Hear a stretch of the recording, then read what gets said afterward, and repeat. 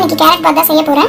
Carrot பாத் ஒன்றும் இல்லைங்க, ஒரு தக்காளி, ஒரு வெங்காயம், கொஞ்சமா பெருஞ்சீரகம், காஞ்ச மிளகாய் போட்டு நல்லா வதக்கிக்கோங்க. ஒரு ஸ்பூன் எண்ணெய் ஊற்றி வதக்கிக்கோங்க. இதை ஆறிட்டோன்னே மிக்சியில் குறைன்னு அரைக்கணுங்க. அரைச்சிட்டு பார்க்கலாம் வாங்க. அதுக்காட்டியும் பாருங்க, நான் கேரட் வதக்கி வச்சிருக்கேன். கேரட் பாத்துக்கு தாளிச்சிட்டு கேரட் நல்லா 2 நிமிஷம் ஃப்ரை பண்ணா போதும். இதில் நீங்கள் வேக வச்ச சுண்டல் போட்டு கொடுக்கும்போது லஞ்ச் பாக்ஸ் ரெசிபி ஃபில் ஆகும். பசங்களுக்கு லஞ்ச் பாக்ஸ் ஃபில் ஆன மாதிரி இருக்கும்.